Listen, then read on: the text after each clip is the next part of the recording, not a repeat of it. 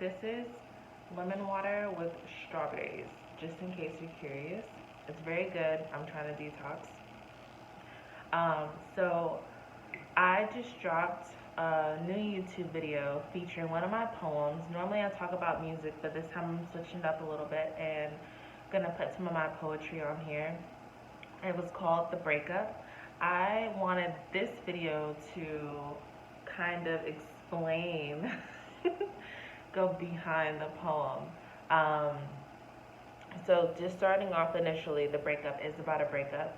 It was inspired by personal experience that I went through. Um, so getting into the first couple lines, I start by saying, I saw the fire rise in your eyes, and I figured it best to drown out the occurrence with the condensation of my tongue.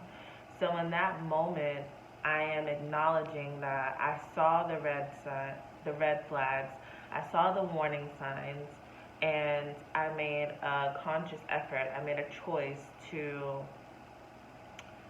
use the condensation of my tongue. So that is like a kiss, but more so, the meaning behind condensation of my tongue is physical pleasure.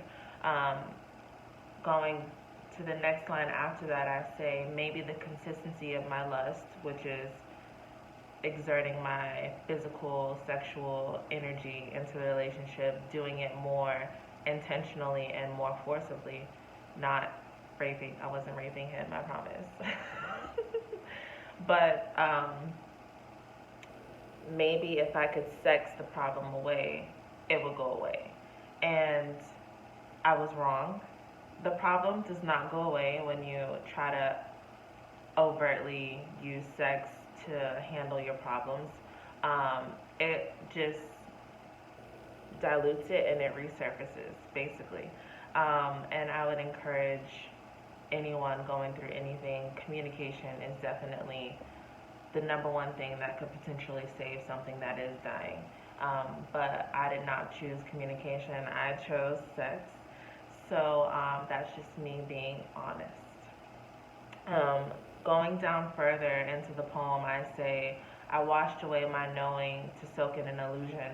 So again, the problem is resurfacing even after I've sexed it away, or tried to, rather.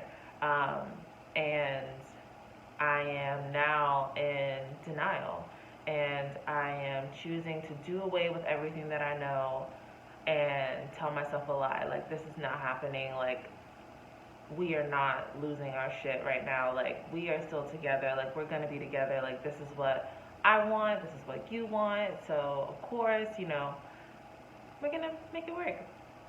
And towards the end, I say, and you beat me to it. Basically, that is like, you've addressed some things, but that person still wants out.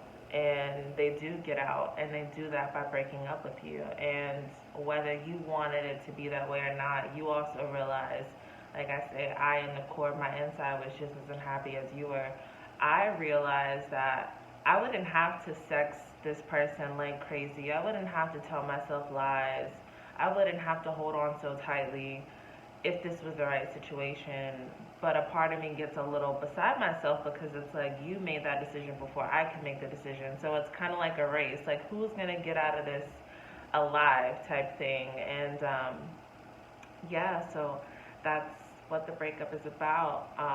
Choosing to hold on to something longer than what's needed, and making a conscious choice to neglect your intuition and to neglect your self-worth. And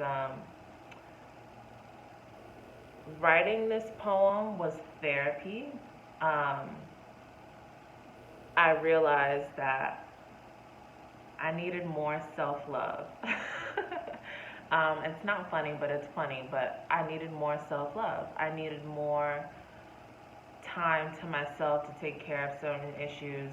So that way, when something new presents itself, I won't be carrying any baggage. I won't be, trying to resort to old ways, because I'm a new person because of what I went through. So I encourage everyone just to please, communicate with whoever you're having problems with, but most importantly, communicate with yourself. talk to God, spend time alone, go running, clear your head, and gain clarity on certain decisions. So that way you have better discernment on what serves you and what doesn't. Thank you for watching.